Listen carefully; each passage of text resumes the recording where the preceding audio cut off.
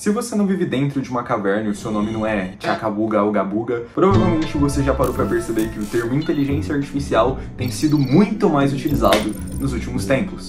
E antes, o que era um artifício do universo cinematográfico para poder simular o que seria a experiência de ter um robô ou um androide sendo cada vez mais parecido com um ser humano, o jeito de pensar como um humano, tem se tornado algo bem presente no nosso dia a dia, para falar a verdade. Oi gente, eu queria ter literalmente o C3PO na minha casa, tá bom? Mas pra te falar a verdade, a primeira vez que esse termo foi utilizado foi entre 1950 e 1960, onde essa funcionalidade foi utilizada pela primeira vez em um projeto chamado Logic Terrace, projetado para resolver problemas matemáticos complexos e provar teoremas lógicos.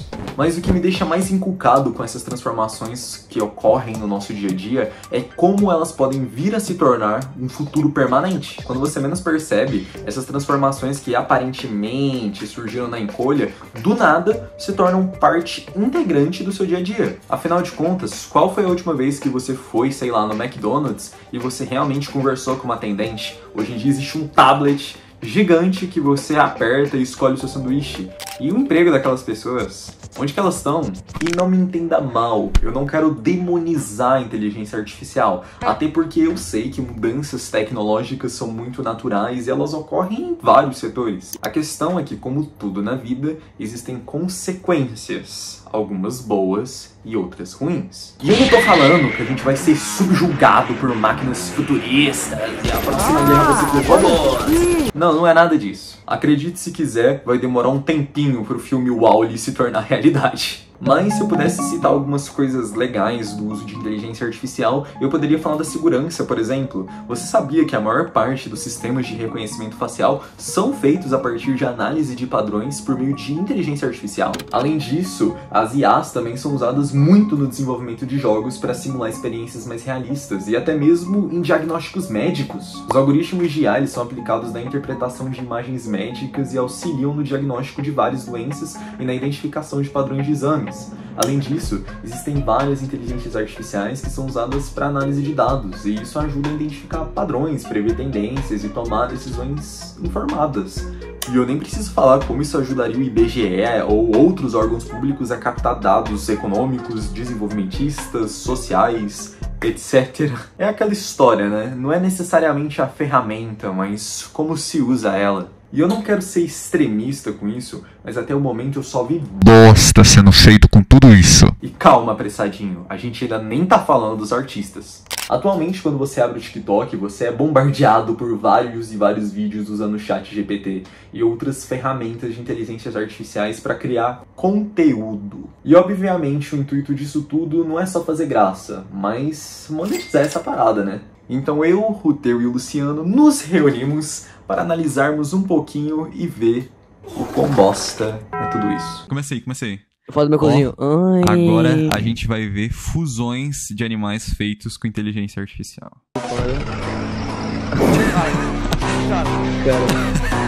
Nojeira, mano. Deu aqui. Que diabo é isso aí, moço? É o Eu pai do queria teu, ser né? assim, você é doido. Caralho, ô! Esse Caraca, bicho é tem do igual a da gente Lovecraft. aí, velho. É o bicho do Lovecraft, velho, esse bicho aí. Cara. Que diabo feio da miséria, moço, parece um cavalo ao mesmo tempo. Mas vai ficar foda. Eita, Tá aqui. Ai, mano. Mano, LGBT! nossa senhora. é o pai do Enzo. Ah, cara, que porra é essa, mano? Ó, tá sendo criado, ó. Ó, Recife É o Pernambuco. Dragon City. Ah, não, aí não. Não. Mano, Quem ganha? Não, Ixi, não, Maria. não faço comigo. Ah, Ai, LSD. É a mutação, é a mutação. Oh. Senhora. Mano, Isso aí, ai, isso tô aí, vendo. não. Todo cagado o cozinho dele. Oxê. Tá. Pro próximo tópico agora. Cadê? Inteligência artificial, criando imagens. Não, Ah, é- cara. não é isso, que- Caguei a maior merda de tão distante. Ué, é o Shrek ou o Lula aí, pô? Meu nome é Shuricio. O ogro me faria maior que boy. Cara. Tão distante já viu. Já fazia 70 dias que eu não cagava e eu decidi ir ao cirurgião barbeiro porque a situação já estava virando uma grande merda. Igual a situação que Literalmente. você está agora. Procura aí. Ah. Luciano Cortes. Cara, se mata. Me mostre como seria o mundo sem homens dia 1. Beleza, dia 1, nada mudou ainda. Me mostre Tá. como seria o mundo sem homens dia 10. Ó, Sem tá homens na porra. sociedade já teriam plantações Que de- Já isso? melhorou, já, tá Já. vendo, né? Me mostre Que crítica como social seria foda, o velho. mundo. Dia 100. É quase um ano, metade de um ano, pô. Não, Um terço é de um isso. ano. Ó, Elas estão Caralho. construindo chat Mas as GPT. mulheres não vai morrer, não? Elas viraram Porque não tem três problema? vezes. Não, pô, as mulheres são melhores que os homens, elas vão evoluir. Elas vão enfiar a madeira no até sair filho. o último que eu acho muito legal também são covers de IA. Ela é amiga Ela é da amiga minha da minha mulher. Pois é. Pois é. Vai Diminuiu em cima de mim. de mim. Enfim. Enfim. Ok, eu acho que já deu pra ter uma noção do quão horroroso são essas coisas. Mas isso é só uma pequena porção do que essa galera, ou do que várias outras galeras estão utilizando pra ganhar dinheiro com IA. E eu não tô falando que isso é necessariamente errado, até porque é uma forma de várias pessoas tirarem uma renda extra e não tem nada demais. Mas o problema maior é pra onde isso pode levar. Falando um pouco da minha profissão, hoje em dia você não precisa se dar nem um pouco ao trabalho de ser criativo para produzir conteúdo. E eu não tô falando de criadores de conteúdo que são para um público em geral, como a Virginia ou sei lá, a Juliette. Porque por mais que a galera critique esse tipo de conteúdo e o público dessa galera, ser um showman o dia inteiro, ser interessante o dia inteiro, é muito difícil. E essa dificuldade vem aumentando cada vez mais com essa nova perspectiva de conteúdo rápido. Passou 3 segundos, não te interessou, arrasta pra cima. O que me assusta quando a gente vai falar de IA são os famigerados canais dark. Nada mais é do que um tipo de canal onde você vai publicar conteúdo no YouTube sem mostrar seu rosto ou quem você é no geral. Você pode inclusive criar thumbnails, roteiros, ícones, banners, tudo utilizando inteligência artificial. E o próprio chat GPT já tem funções suficientes para a maioria dessas coisas. A única coisa que você teoricamente teria que fazer é escolher um tema e editar.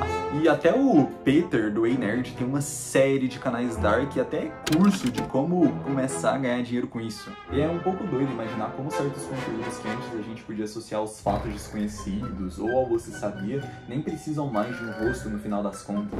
E se a gente pensar um pouco mais longe, a gente pode chegar à conclusão que, por exemplo, comentaristas de TV que pegam lances de jogadores ou jogos ao vivo e vão comentando por cima, ou os próprios jornalistas como âncoras de TV, podem ser facilmente substituíveis por inteligências artificiais no futuro. Se hoje em dia, com a tecnologia no estado inicial e engateando, mas engateando cada vez mais rápido, a gente já pode identificar uma série de padrões, imagina quando isso evoluir. E eu acho que a única coisa que não faz esse processo se acelerar cada vez mais é o fator identificação. Pessoas gostam de ver pessoas, não tem jeito. Quando você se vê comentando aquele esporte com seus amigos, atuando ou apresentando algo, você se sente bem. E isso ainda faz com que ocorra uma perpetuação maior dessas coisas em vários canais, programas ou mídias. E também não me entenda mal, isso não é um ataque pessoal, mas o que tem de canal fazendo uma bufunfa usando thumbnail reaproveitada de arte que já existe é brincadeira. Quando a gente pensa em profissionais que perderam seus empregos por essas IAs, ainda é um pouco distante a ideia do trabalhador braçal médio ser trocado por um robô. Mas é muito doido pensar que em pouco tempo uma classe inteira de pessoas está sendo prejudicada.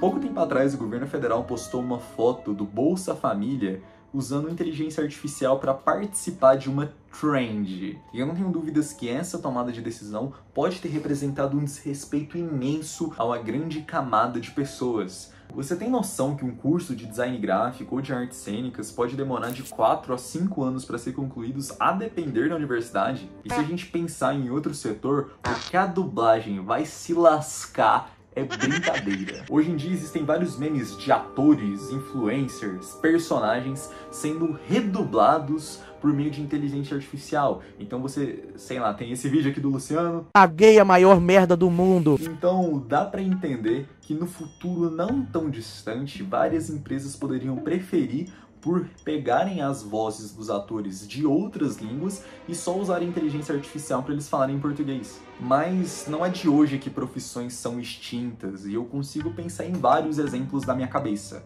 Um deles seria a gente poder falar dos datilógrafos, que antes da popularização dos computadores e processadores de texto, eles eram responsáveis por produzir documentos digitados em máquinas de escrever. Mas eu aposto que a última vez que você viu uma máquina de escrever foi num antiquário ou num museuzinho. E também dá pra falar das profissões de lavadeiras, que foram completamente deixadas de lado após a invenção de lavadoras e secadoras. Mas na minha opinião, para isso não se tornar mais caótico do que já é, não basta só que o Estado crie leis e limites trabalhistas para que essas profissões continuem se perpetuando, mas sim uma mobilização pessoal da galera querer preservar a classe dos artistas. Até porque arte não é uma funcionalidade prática, e sim uma forma de expressão repleta de identidade. Não é algo mecânico, não é algo sistemático, é algo amplo e muito bonito.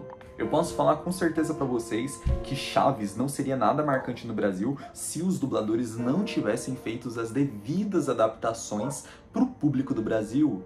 Desde a maneira como falam, até gírias, tudo isso influencia bastante em como aquela mídia vai ser consumida pelo público. E a gente vê isso até mesmo em dublagens de desenhos, como é o caso do Yu Yu Hakusho, que incorporou vários ditados populares na sua dublagem. Esse cara aí deve estar bêbado, tá viajando na maionese, chamando o urubu de meu louro, é isso aí.